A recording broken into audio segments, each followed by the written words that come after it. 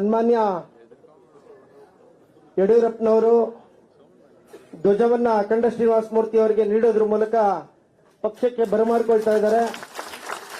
ಬೋಲೋ ಭಾರತ್ ಮಾತಾ ಕಿ, ಭಾರತೀಯ ಜನತಾ ಪಾರ್ಟಿ ಕೆ, Narendra Modi G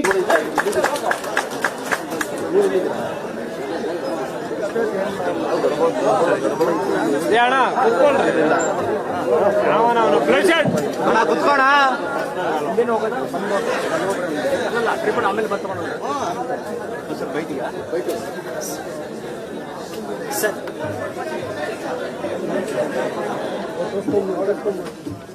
sir byte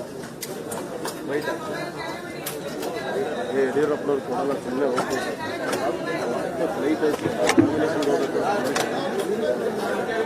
ದಯವಿಟ್ಟು ವೇದಿಕೆಯಲ್ಲಿ ಹೆಚ್ಚಿನ ಸಂಖ್ಯೆಯಲ್ಲಿ ಇರೋದು ಬೇಡ.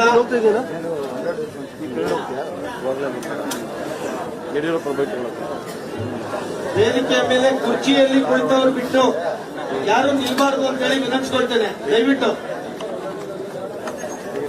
ಯಾರು ನಿಲ್ಬಾರ್ದು ವೇದಿಕೆ ಮೇಲೆ.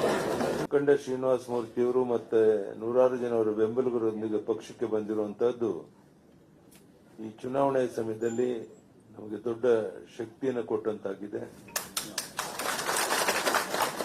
ಶೋಭಾ ಕರಂದ್ಲಾಜೆ ಅವರು ಕನಿಷ್ಠ 2.5-3 ಲಕ್ಷ ಅಂತರದಲ್ಲಿ ಗೆಲ್ಲೋದು ನಿಶ್ಚಿತ ಅನ್ನೋದು ನಿಮಗೆಲ್ಲ ಗೊತ್ತಿರುವಂತ ಸಂಗತಿ.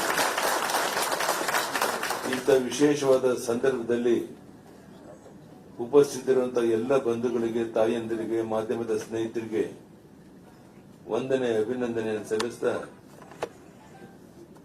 ಡಿಜೆಹಳ್ಳಿ, ಕೆಜೆಹಳ್ಳಿ ಆ ಸಂದರ್ಭದಲ್ಲಿ ಹಿಂದೂ ಮುಸ್ಲಿಂ ಗಲಾಟೆ ಆದಾಗ ನಮ್ಮ ಅಖಂಡ ಶ್ರೀನಿವಾಸ ಮೂರ್ತಿಯವರ ಮನೆ ಸುಟ್ಟೋಗಿದ್ದು ನಿಮಗೆಲ್ಲ ಗೊತ್ತಿರುವಂತಹ ಸಂಗತಿ. ಆ ಸಂದರ್ಭದಲ್ಲಿ ಕಾಂಗ್ರೆಸ್ನವರು ಇವರಿಗೆ ಬೆಂಬಲವನ್ನು ಕೊಡಲಿಲ್ಲ. ನಾವು ಆ ಸಮಯದಲ್ಲಿ ಅವ್ರ ಜೊತೆ ಗಟ್ಟಿಯಾಗಿ ನಿಂತಿದ್ದು ನಿಮಗೆಲ್ಲ ಗೊತ್ತಿರುವಂತಹ ಸಂಗತಿ.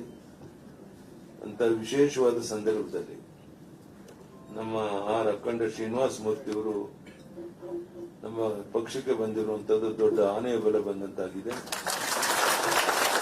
ಅವರನ್ನ ನಿಮ್ಮೆಲ್ಲರ ಪರವಾಗಿ ಸ್ವಾಗತ ಮಾಡ್ತಾ, ಈ ಚುನಾವಣೆ ಸಮಯದಲ್ಲಿ ಬಂದಿರೋದ್ರಿಂದ ಶೋಭಕ್ ಅವರು ಹೆಚ್ಚಿನ ಅಂತರದಲ್ಲಿ ಗೆಲ್ಲೋಕೆ ಇದರಿಂದ ಸಾಧ್ಯ ಆಗುತ್ತೆ ಅನ್ನೋದನ್ನ ನಾನು ಹೇಳುವಂತ ಅಗತ್ಯ ಇಲ್ಲ. ಮತ್ತೊಮ್ಮೆ ಇಲ್ಲಿ ಸೇರಿರುವಂತಹ ಎಲ್ಲ ಬಂಧುಗಳಿಗೆ, ಮಾಧ್ಯಮದ ಸ್ನೇಹಿತರಿಗೆ, ವೇದಿಕೆ ಮೇಲೆ ಮುಖಂಡರಿಗೆ ವಂದನೆ, ಅಭಿನಂದನೆ ಸಲ್ಲಿಸಿ ನನ್ನ ಮಾತನ್ನು ಮುಗಿಸ್ತೇನೆ. ಧನ್ಯವಾದಗಳು. ನಮಸ್ಕಾರ. ಧನ್ಯವಾದಗಳು. ಈ ಒಂದು ಸಭೆಯನ್ನು ಉದ್ದೇಶಿಸಿ ಕುಮಾರಿ ಶೋಭಾ ಕರಂದ್ಲಾಜೆ ಅವರು ಮಾತನಾಡಬೇಕು ಅಂತ ಹೇಳಿ ವಿನಂತಿಸಿಕೊಳ್ತಾರೆ. ಒಪ್ಪನೆ ಕೊಟ್ಟು ನಾನು ಹೊರಡ್ತೇನೆ, ನೀವು ಮುಂದುವರಿಸಿ. ನಾನು ಅರ್ಜೆಂಟ್ ಹೆಲಿಕಾಪ್ಟರ್ ಹಿಡಿದು ಮುಂದೆ ಹೋಗಬೇಕಾಗಿದೆ.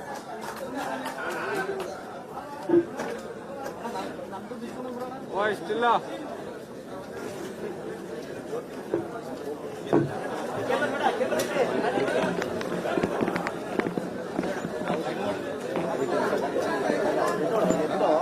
ಚಾನಲ್ ಕುತ್ಕೊಳ್ರ.